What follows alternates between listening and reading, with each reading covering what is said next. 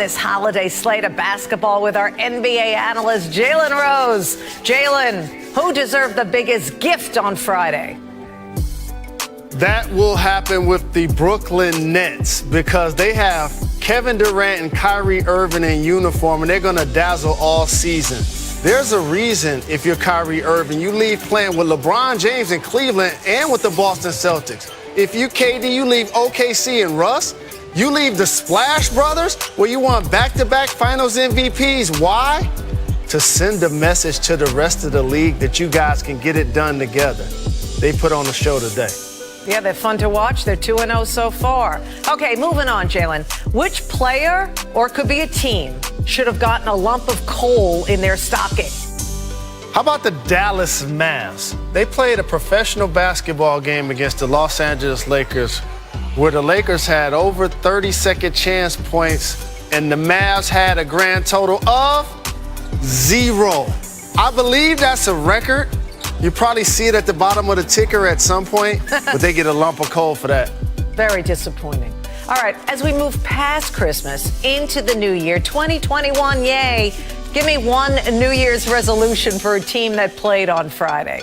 New Year's resolution is happening with the Golden State Warriors, Linda. They started 0-2 in a tough Western Conference, and now they're going to need Steph Curry to be a lot more aggressive. They need his effectiveness to go up, his usage to go up, and to play like one of the dominant players in the NBA if they plan on making it to the playoffs this season.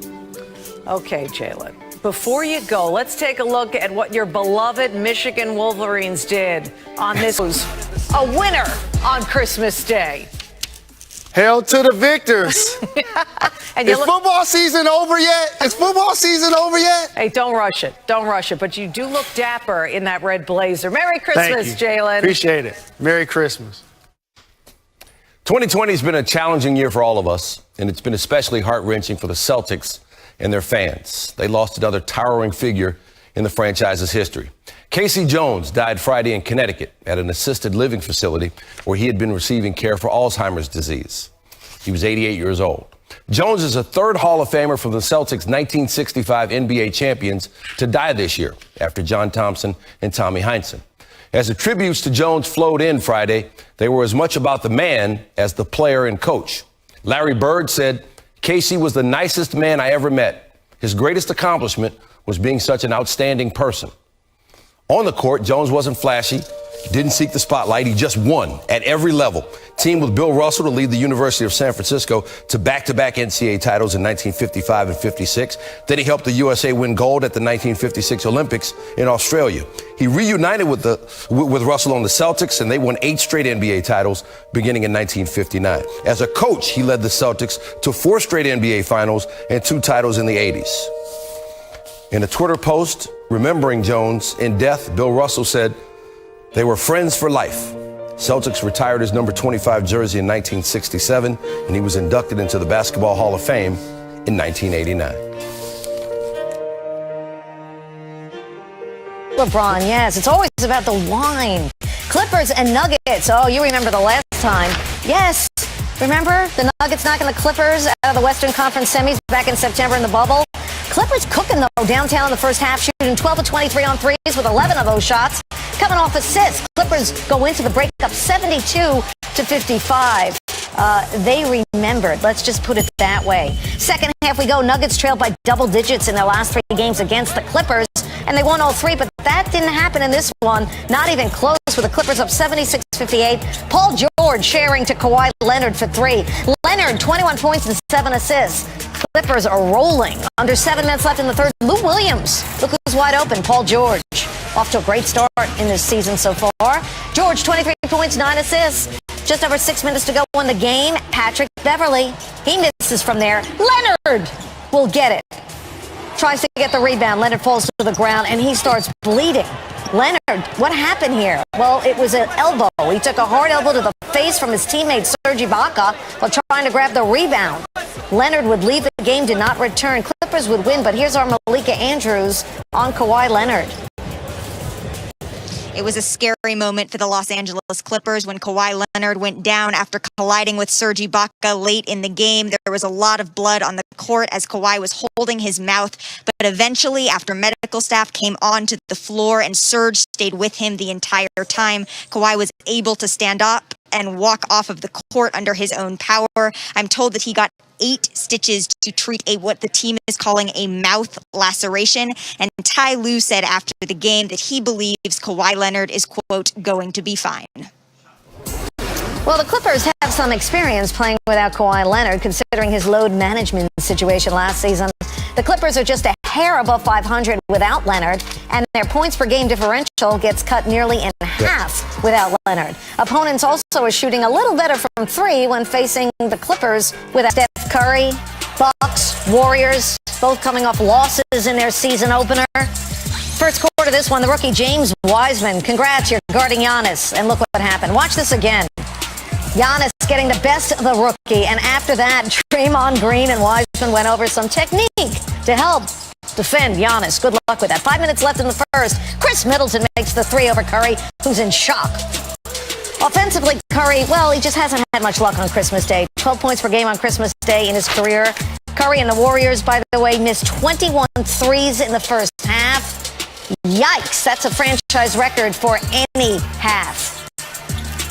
Late in the second quarter, Curry will knock down the 3, and that was a big one. He passes Rick Barry for the second most points in Warriors franchise history. Congrats to Steph. Just over a minute left in the second. Middleton pulls up over Curry for the 3. Middleton at 21 points in the first half alone. Bucks led by 10 at the break. Giannis would get it going in the third. Here he is splitting 2 defenders. What defense? 2-handed dunk. What a finish. 15 points, 13 boards for Giannis. Bucks up 13. Here he is backing down Eric Pascal. Follows up. Giannis 4-14 from the field. Bucks up 15 later in the third. Middleton, he was the story. He joined Kareem Abdul-Jabbar as the only Bucks players with multiple 30-point games on Christmas in franchise history. In the fourth, Thanasis, yes, Giannis' brother, the driving dunk. He flew through the air. Bucks get their first win. After the game, here's Steph on the 0-2 start. This year is different, and to not feel any pressure around, Warrior teams of past. We obviously have that championship DNA, and we understand, there's expectations about, around our organization, and that's what we want. But this year's different. It's a new group of guys. We would love to have played better, these last 2 games, but that's not going to define our season at all. This version of the Bucks, the Milwaukee Bucks this year, we're good. We're better. We have some great guys that add to the team. We add to the team. They're playing it our way, and once everything fit in together, we're gonna be good. Giannis got a lot of support from Chris Middleton, who dropped 31 on Christmas with an excellent shooting performance that included makes on 7 of his 11 contested attempts. On the defensive end, Middleton contested 11 of 12 shots, held opponents to 0 for 5 from three-point range. The Bucks were also a perfect 5 for 5 shooting off of Middleton's passes. First of what should be many Christmas Day appearances for Zion Williamson. The Pelicans in Miami to take on the Heat. Pelicans rocking the city of New Orleans uniforms. Duncan Robinson feasting on Christmas cookies. Just work with us on this. The gingerbread man. You had me at cookies. Knocking down the 3. See, we got some milk as the basket, Linda. Oh, nice. And we made Robinson the gingerbread man because he's knocking down 3s. He's knocking down these cookies 3 at a time, like some of your relatives. And Robinson gonna hit 6 threes in the first half. That's the most 3s in a half on Christmas in NBA history. He had 7 in all for 23 points. The 7 threes tied for the most ever on Christmas. Young stars for New Orleans heated up in the third. Christmas is all about the kids. Oh. There's Steven Adams, a no-look pass to Williamson and 1. Missed the free throw. Pelicans down 13. Williamson 32-14, his first 30-10 game of his career. And look at Ingram. Reverse layup, and he gets fouled. Ingram and Williamson, the first teammates to each go for 25 on Christmas since LeBron James and Kyrie Irving in 2016. Ingram putting the star on top of the tree with that layup. Next possession, clock winding down. Ingram with .6 left. Williamson and Ingram combined for 20 points in the third. New Orleans trailed by 9 after the quarter. Ingram had 28, but the Heat just wouldn't go away. Goran Dragic, fancy. He had 18 off the bench. The Heat going to win at 111-98. Jimmy Butler was out in the second half. He sat out with ankle soreness, but Miami rolls without him. So Williamson, the former Duke great, scores 32 in his Christmas debut, tied with Patrick Ewing and Oscar Robertson for the fourth most by a number 1 overall pick. The only players to score more in their first Christmas game were Kareem Abdul-Jabbar with the Bucks, Walt Bellamy with the Chicago Packers, and LeBron James with the Cavaliers. Zion